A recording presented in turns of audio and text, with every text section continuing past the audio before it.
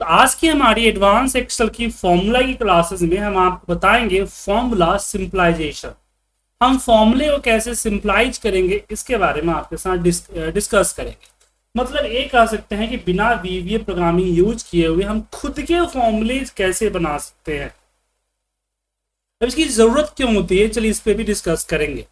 तो शुरुआत हम एक छोटे लेवल से करते हैं। जैसे यहाँ पे हमारे पास क्वार्टर 1 है, यहाँ पे हमारे पास क्वार्टर 2 है।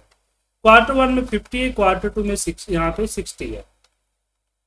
अब मुझे यहाँ पे ग्रोथ चाहिए, तो ग्रोथ के लिए हमने क्या किया, यहाँ पे लिया कि latest minus oldest divide by oldest, और ये रिजल्ट हमारे सामने आ गया जैसे कि आप देख पा रहे हैं। तो इसमें हमने परसेंटेज का सिंबल लगा। सर आपका स्क्रीन तो स्क्रीन नहीं आया आपका, तो फिर एक्सेल शीट है आ गया। तो यहाँ पे सिंपल हमने एक फॉर्मूला लगाया। ओके, अब यहाँ पे एक छोटा सा प्रॉब्लम ये है कि इस पे जो फॉर्मूला लगाया कैलकुलेशन कर रहा है, ठीक है।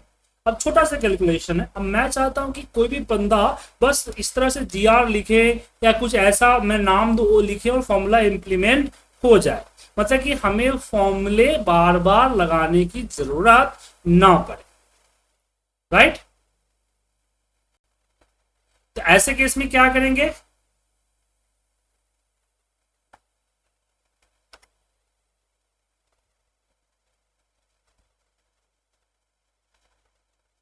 तो ऐसे केस में हम यूज करेंगे डिफाइन नेम। सेम फॉर्मूला को यहां से कॉपी करेंगे और ऊपर चले जाएंगे फॉर्मूला बार के अंदर, यहां दिखेगा डिफाइन नेम।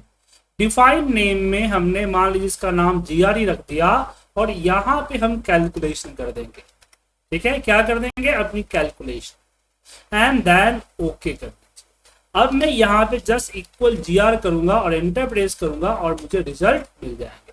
यहाँ यानी किसी भी सीट में किसी भी सीट पे चलेगा। यहाँ पे अगर क्वार्टर 1 करूं, क्वार्टर 2 करूं, अब ये प्रॉब्लम है कि दूसरे सीट पे वर्क नहीं करेगा जीआर, नहीं किया, क्योंकि ये रेफरेंस, क्योंकि आप जाके देखेंगे फॉर्मूला मेनू बार में, तो रेफरेंस जो है सीट 1 का इसने लिया हुआ है। किसका लिया हुआ है, सीट 1, इसलिए प्रॉब्लम है। अब इसको मान लीजिए सीट 1 से B2 कर भी दूं, फिर भी वो ऑटोमेटिकली जैसे यहाँ पे मैं अगर टिक करूंगा तो यहाँ पे सीट 1 ऑटोमेटिक ले लेगा। सीट का रेफरेंस ऑटोमेटिक, देखिए सीट 2 ले लिया ना, ऑटोमेटिक ले लेगा। सो ये जो कंसेप्ट है सेम सीट पे चलता है। पहली प्रॉब्लम सेम सीट पे चलता है। दूसरी प्रॉब्लम ये है इसके अंदर कि अगर मान लीजिए कि मुझे इसको मेरा से चेंज हो गया कि मैं यहाँ पे 50 रख दूं और यहाँ पे 60 रख दूं, तो क्या मैं यहाँ जीआर लगाऊं तो ऊपर दोनों को पकड़ेगा, नहीं पकड़ेगा, नहीं पकड़ा ना। इसलिए एक मेथड उतना कारगर नहीं हुआ। लेकिन अगर आप लेटेस्ट एक्सेल यूज कर रहे हैं तो आपके पास एक फॉर्मूला है लैम्डा। किसका फॉर्मूला है, लैम्डा इक्वल, हमने यहाँ पे लैम्डा रखा। लैम्डा में मैंने पैरामीटर रखे क्वार्टर 1 कॉमा क्वार्टर 2, और इसके अंदर मैंने अपनी कैलकुलेशन कर दी। क्या कर दी, कैलकुलेशन हमने बोला कि in the bracket quarter 2 minus quarter 1 divide by quarter 1। ठीक है, एंटर प्रेस करके हम यहाँ पे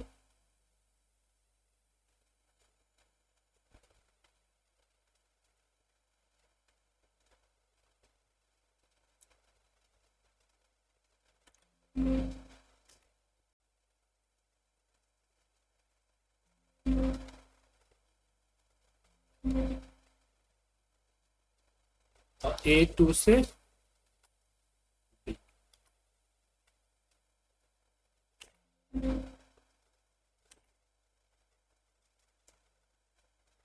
तो 1 मिनट,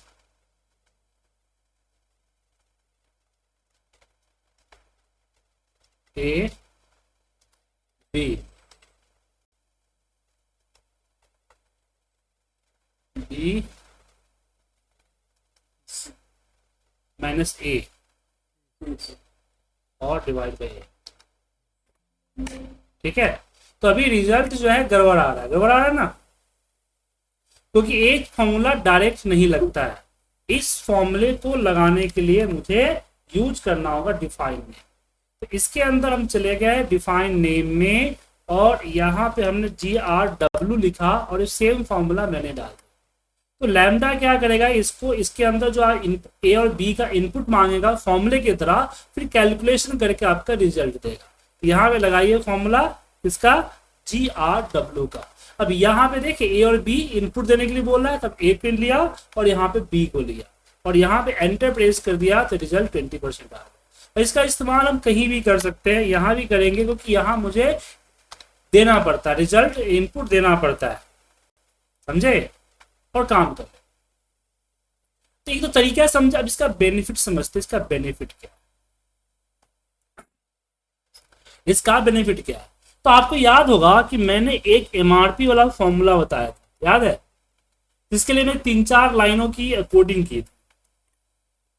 अब वो अभी क्या कोडिंग हुआ था एक को बता देता हूं कि मुझे क्या करना है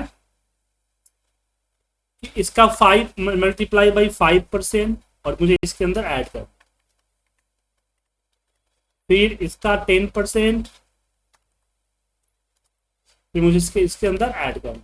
इस तरह की कैलकुलेशन को मैंने कंबाइन किया था, शायद आपको याद होगा। तो ये लंबी फॉर्मूला हो, इसको मैं यहाँ पे इजीली बना सकता हूँ। तो मैं यहाँ लिखूंगा लैम्डा,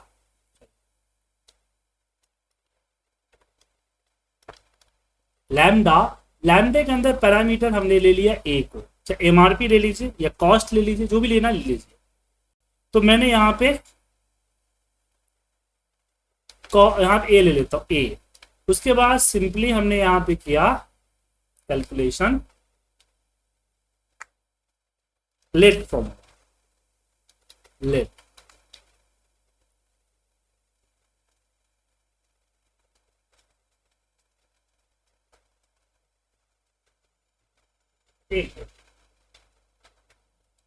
लेट फॉर्मूला के अंदर हमने बोला यहाँ पे डीसी डिस्ट्रीब्यूटर कॉस्ट क्या है, तो वो है हमारा ए का 105%।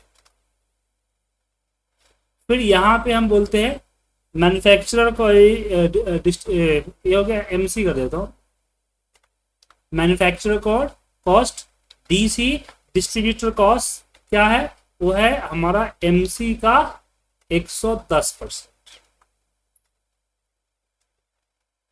ठीक है। फिर यहाँ पे हमने बोला मेरा ये ठीक है, एमसी निकल गया, डीसी निकल गया, एससी होलसेलर कॉस्ट। तो होलसेलर जो है वो क्या है, वो है एमसी मैन्युफैक्चरिंग इसका, तो एस डीसी, डीसी का 115%। देन एमआर, यहाँ पे इसके बाद फाइनल में एमआरपी होना चाहिए। एमआरपी मेरा क्या है, तो एमआरपी है मेरा एससी का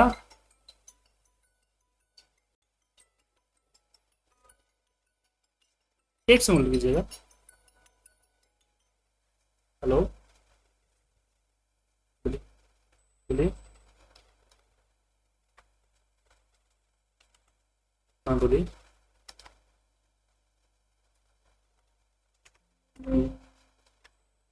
जी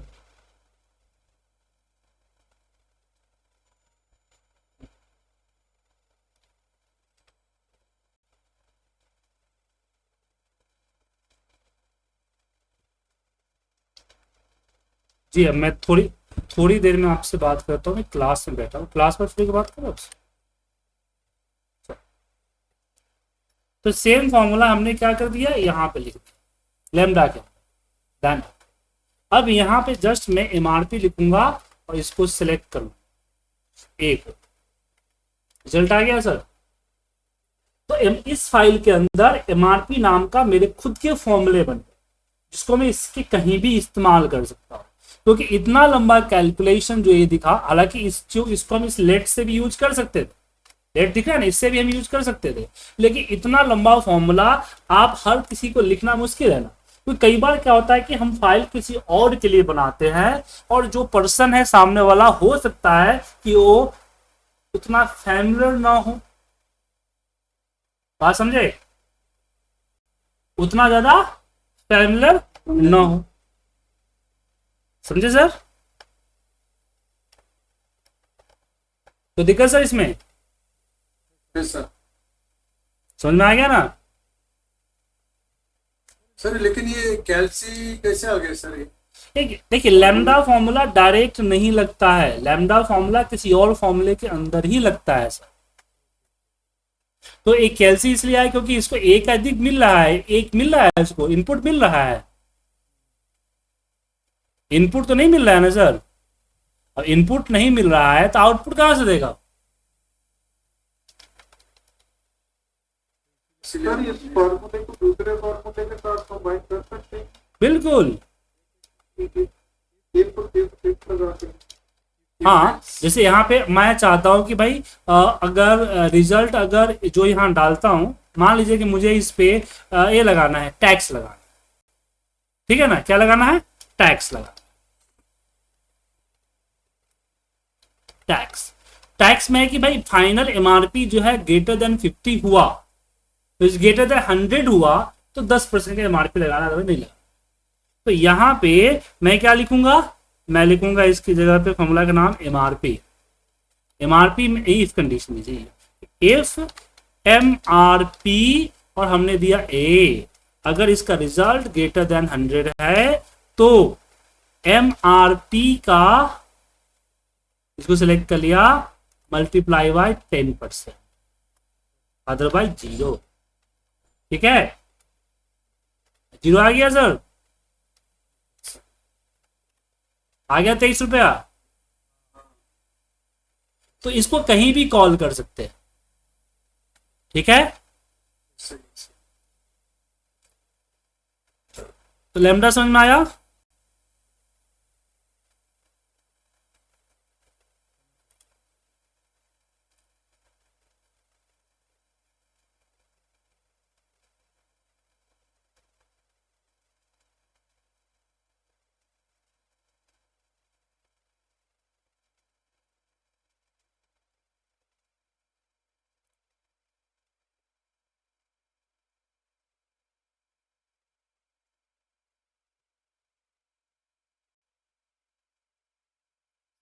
जीएसटी माइनस कर सकते हैं इसमें से? हाँ, कुछ भी कर सकते हैं, ये कैलकुलेशन कहीं भी यूज कर सकते हैं, ठीक है ना। तो अब यही यहाँ हो गया। अब ये सिर्फ यही नहीं, हम बड़े बड़े फॉर्मूले भी यूज कर सकते हैं। जैसे एग्जांपल में मैंने आपको सेल्स वाला दिखाया था, याद होगा। मान लीजिए स्लैब मैंने यहाँ पे बनाया कि इफ अगर ए लेस देन इक्वल टू 40 है तो 500 दे। फिर अगेन इफ अगर ए लेस देन इक्वल टू 80 है तो यहाँ पे 1000 दे। देन इफ अगर लेस देन इक्वल टू 100 है तो यहाँ पे 2000। देन इफ अगर ग्रेटर देन 100 है तो 5000। ये फॉर्मूला आ गया। अब इस फॉर्मूले को सिंप्लाइज करना है तो क्या करेंगे? इस फॉर्मूले को हम लैम्डा में डाल देंगे। किसमें डालेंगे? लैम्डा। तो यहां डालेंगे लैम्डा का। लैम्डा में हम करेंगे कि भाई पैरामीटर क्या है, तो एस मतलब सेल्स हो गया, या पूरा लिख भी सकते हैं सेल्स, ठीक है ना। तो मैं एस दे दिया, एस, और फिर इफ कंडीशन जो हमने लगाया था वही लगेगा, लेकिन जहां पे मैंने A2 लिया था उसके जगह पे एस आ जाए, ठीक है। 40 तो 500, s is less than equal to 80 तो 1000, if s is less than equal to 100 तो 2000, if s is greater than 100 तो 5000।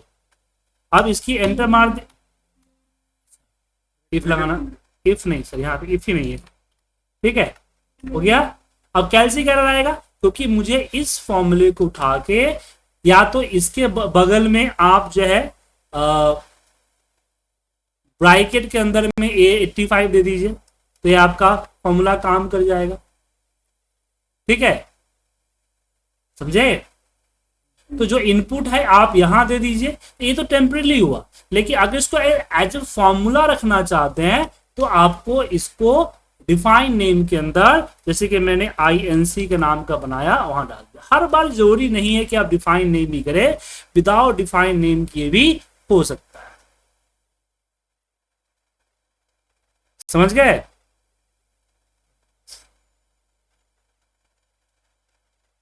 तो कोई भी मल्टीपल कंडीशन हो वहां पे इस लैम्डा का यूज किया जाए। समझ गए? तो फॉर्मूला सिंपलाइजेशन समझ में आ गया? कोई दिक्कत?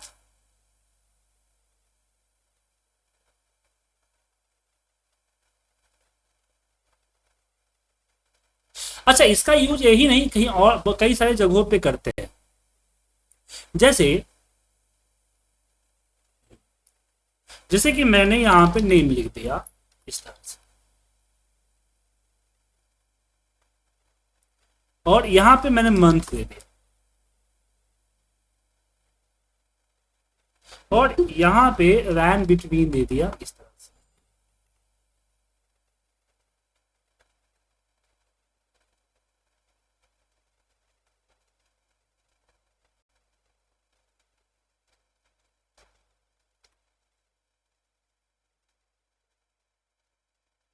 अब मान लीजिए कि मुझे यहां इन सबों का टोटल चाहिए, तो जनरली इसको सम कर लेते हैं ना यहां से,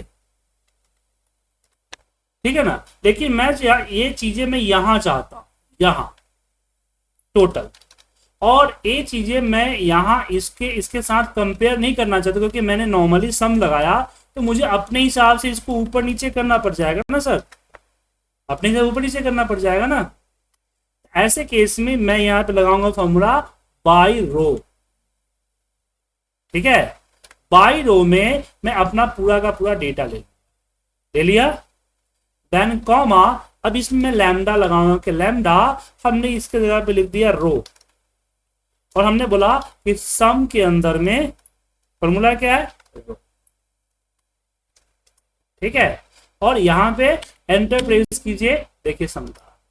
अब मुझे इसमें यही करना है कि मुझे टोटल वही करना जो 50 से ऊपर है, तो सम के अंदर में यहां पे कंडीशन देना है, sum if row is greater than 50 then row otherwise 0, ठीक है।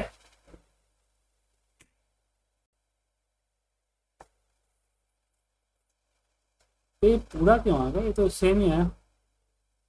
306, हाँ इसका टोटल 366 है ना सर, आया कितना, 282, समझे? कुछ 50 के ऊपर का वाला जी, इसमें जो जो 50 के ऊपर वाला है उसी का टोटल किया ना, आप देख लीजिए ना, 73 है, 62 है, 65 है, 82 है, इस सबों का टोटल क्या 282 हुआ ना, 282 आ गया। और इसका एक और बेनिफिट है, कल के डेट में अगर मैं नीचे अगर डेटा बढ़ाता हूं, तो अभी फिलहाल तो मैंने लैम्डा को यहाँ ही तक ले रखा है, बट नीचे भी यहाँ तक भी आप नीचे ड्रैग कर दीजिएगा, तो कल के डेट में जो चेंज होगा तो ऑटोमेटिक यहाँ पे दिख जाए, ठीक है। तो अपना बोलिए, वैल्यू डालेंगे तो वो 0 का वैल्यू चेंज हो जाएगा। जी जी तो मोर देन 50 जी। तो ये एक ही फॉर्मूला में सारा काम। उसी तरह से अगर हम बाई कॉलम के फॉर्मूला के यूज करें, तो एक कॉलम बाई सेम काम करता है, बाई कॉलम। बाई कॉलम के अंदर में अपना डेटा को सिलेक्ट किया, डेटा सिलेक्ट किया, और फिर इसके अंदर हमने लैम्डा लिया, लैम्डा, और लैम्डा में मैंने पैरामीटर दिए कि भाई सी कॉल है और मुझे सम करना है कॉल को, ठीक है। और इस ब्रैकेट क्लोज कर दीजिए, एंटर। आ गया सर, सबका टोटल आ गया इकट्ठे। तो कहीं और भी इसका इस्तेमाल आप आसानी से कर सकते हैं।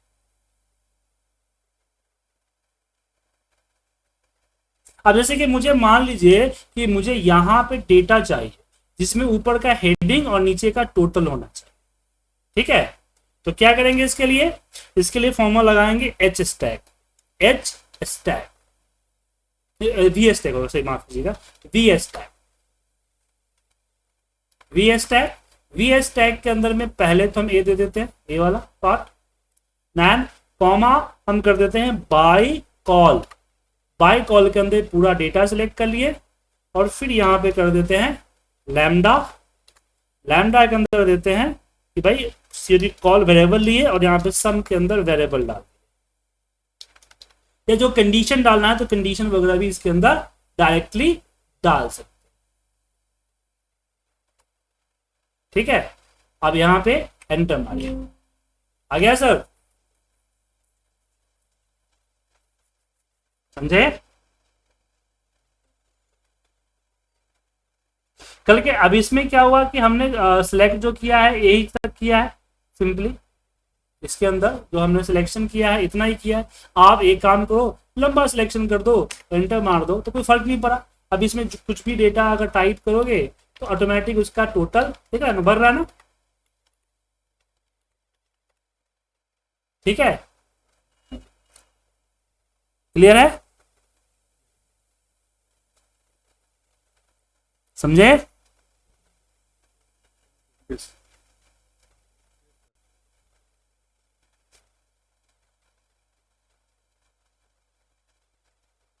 अब इसमें एक चीज और है, अब एक फॉर्मूला समझिए रिड्यूस का।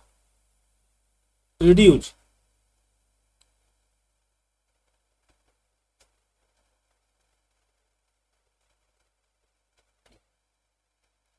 जैसे कि ए नंबर है, यहाँ पे नंबर, अब मुझे हर इवन नंबर का टोटल निकालना है। इक्वल करूंगा रिड्यूस, क्या करूंगा? रिड्यूस। रिड्यूस के अंदर में मैं अपना पहले तो जीरो लिखूंगा, स्टार्ट इनिशियल वैल्यू जीरो रहेगा और एरे आए, ठीक है ना। अब इसके अंदर फंक्शन देते हैं लैम्डा का, किसका? लैम्डा। लैम्डा में मैंने लिखा ए कॉमा बी, ठीक है ना। और फिर यहां पे कंडीशन दिया कि इफ इज इवन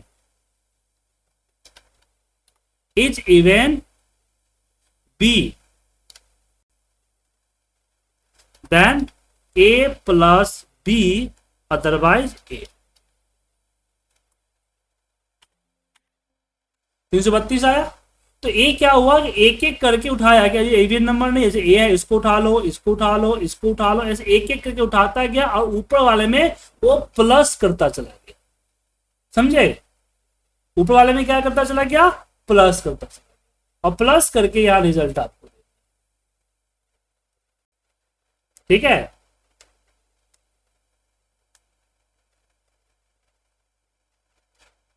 क्लियर है?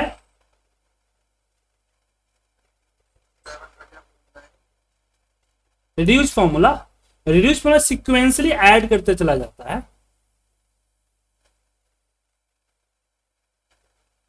ठीक है। क्या सर?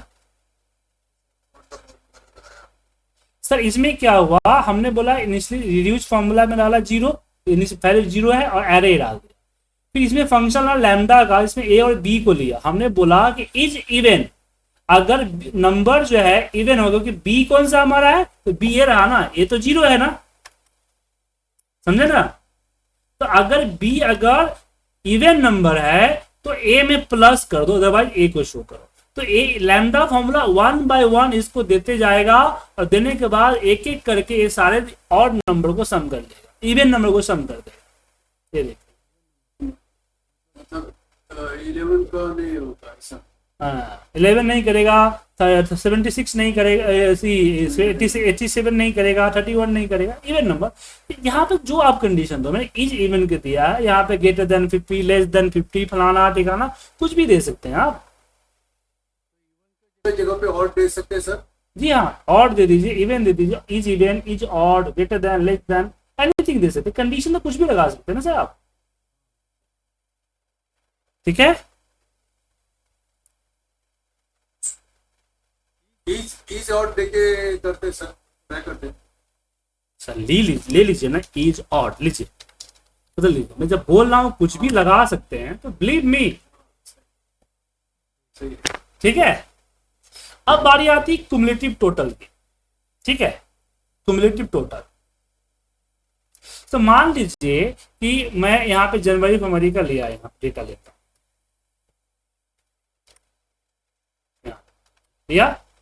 अब मुझे यहाँ पे क्युमुलेटिव टोटल चाहिए, तो जनरली हम क्या करते हैं, इसको सिलेक्ट करते हैं ना, फिर इसके ऊपर इसमें +1 करते हैं, सॉरी इसमें ऊपर प्लस और इसको करते हैं, फिर नीचे की तरफ इसको लेके चले आते हैं ना, फिर फाइनली हमारा ए रहा। तो इसको लगाते हैं, बट कई बार ये आप इस तरह से कंटिन्यूअस करेंगे तो बीच में ब्लैंक हुआ और भी प्रॉब्लम्स क्रिएट होती है, टेक्स्ट आ गया तो प्रॉब्लम क्रिएट होती है। तो यहाँ पे आप स्केल लगा सकते हैं। कौन सा फॉर्मूला? स्केल। स्केल फॉर्मूले में हमने क्या किया, इसको ले लिया अपना इनिशियल वैल्यू, इसमें 0 देना पड़ेगा, 0, ठीक है 0, और हमने डेटा ए ले लिया और इसमें हमने फिर लैम्डा लगाया, इसमें भी लैम्डा ही लगेगा सर। लैम्डा में मैंने बोला कि ए कॉमा वी, 2 इनपुट हो गए, ए 0 का ले लेगा और वी ले लेगा जो वैल्यूज का, फिर ए क्या करेगा, ए प्लस वी कर देता है, वी कर दिया, तो फिर एक एक करके ऊपर वाले वैल्यू में +1 कर करके रिजल्ट आपको दे देगा। देखिए 11, 87, 165, ठीक है, ये स्केल फॉर्मूला करता है।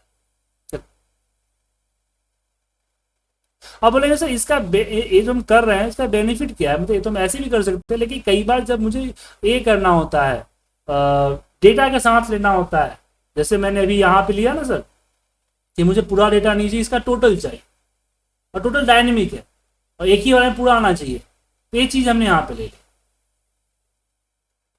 समझे। आगे चल के हम जो है इसमें ये कर सकते हैं, चार्ट वगैरह बना सकते हैं। जैसे एग्जांपल के लिए ये जो मैंने लिया हुआ इसी को लेते हैं, बाई कॉलम, और इसको ले लेंगे सम कॉलम, BS टेक छोड़ देता हूँ, ठीक है,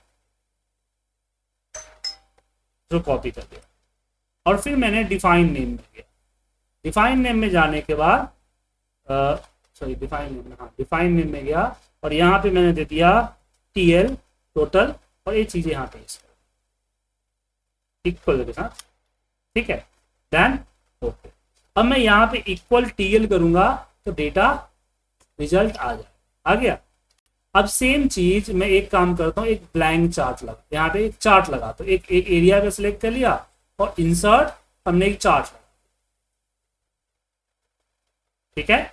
अब जब इस पे क्लिक करते हैं तो यहाँ देखिए इसका टोटल आता है ना, B ये आ गया आपका, B1 से हेडिंग आ गया, दूसरा जो होता है आपका ये होता है, इसके जगह पे हम TL डाल देते हैं।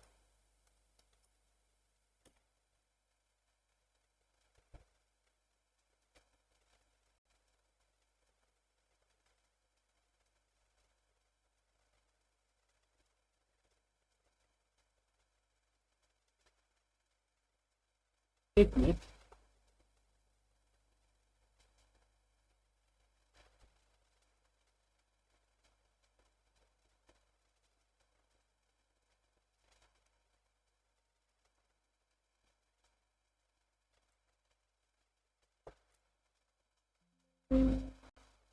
Bye oh sorry my mistake. इस फॉर्मूले को जब हमने लिया इस बाई कॉलम को, तो एक छोटा सा प्रॉब्लम इसमें, हम इसके अंदर जो डिफाइन नेम किए यहाँ पे, तो इसमें हमने इसको फ्रीज नहीं किया, ये फ्रीज करना जरूरी है, ध्यान रखिएगा, ठीक है। अब ठीक, अब आ गया सर। तो अब इससे बेनिफिट क्या मिला कि मैं अपने डेटा पे पूरे के पूरे डेटा पे टोटल पे हमने चार्ट लगा दिया, हमें अपने डेटा के अंदर टोटल करने की जरूरत ही नहीं पड़ी, हम डायरेक्ट चार्ट के अंदर ही टोटल कर दिए। इससे डेटा में डायनेमिक हो गया, जैसे हम ऐड करते जाएंगे तो मेरा चार्ट भी इसी तरह से बढ़ता चला जाएगा, बार बार घसकाने की जरूरत नहीं पड़ेगी ना सर, ठीक है सर, समझे। ये बेनिफिट्स है, ठीक है सर। ये है हमारा फॉर्मूला सिंपलाइजेशन, ओके। अब आपकी एक क्लास और फॉर्मूले की रह गई है जो कि मैं अगली क्लास में दूंगा, और उसके बाद फिर हम बात करेंगे बाकी जो डेटा मेनू बार के अंदर है, डायनेमिक चार्ट्स हैं, उन सब चीजों पे डिस्कस करें, ठीक है। तो नेक्स्ट वीक आपका एक्सेल हो जाएगा खत्म, उसके बाद हम शुरू करेंगे पावर BI, ठीक है सर।